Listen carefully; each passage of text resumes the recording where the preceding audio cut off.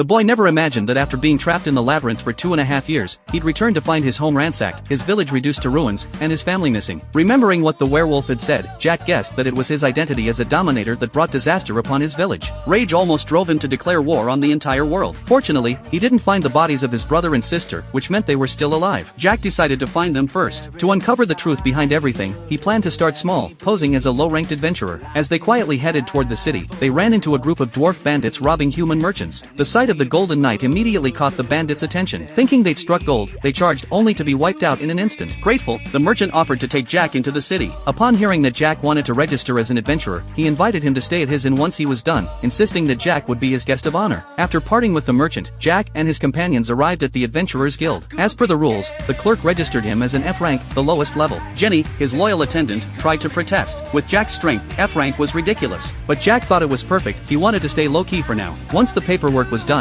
Jack went to the merchant's inn and rented the entire top floor for a month. No one was allowed near it. He even paid a hefty fee, though the merchant tried to refuse payment from his savior. Jack insisted, so the merchant finally accepted. Upstairs, Jack cast silence, magic interference, and detection spells before finally letting himself rest. Then Jenny spoke up. She couldn't understand why, with so many powerful subordinates, Jack didn't just send them for revenge. Jack immediately told her the reason.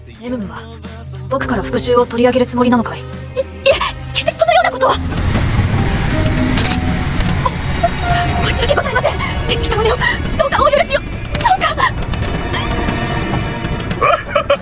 男には危険だと分かっていてもやらなければならぬことが。But the Golden Knight cut in before things got heated, calming him down. After settling in, Jack decided to dive into the labyrinth to raise his adventurer rank. The city was famous for its labyrinths, and the lines to enter were insanely long. As they waited, someone suddenly cut in line, a cloaked group of 3, a dwarf servant, 1 weak fighter, and 1 with decent strength. The human team they cut in front of didn't dare say a word. In this world, every race could push humans around. Seeing this, Jack told the cloaked man not to cut the line. The man sneered, clearly displeased, but his companion warned him not to cause trouble here. Reluctantly, the cloaked man backed off, though he clearly held a grudge. When Jack's group finally reached the gate, they learned that each labyrinth was built around a dungeon core. To conquer one, you had to decode the core, something no one had ever done. The deeper you went, the stronger the monsters and traps became. Each layer felt like a completely different world, detached from the underground maze it truly was. To save time collecting quest materials, Jack used clairvoyance, stealth, and flight spells, soaring straight toward the next floor's entrance. Meanwhile, the cloaked man pressed onward too.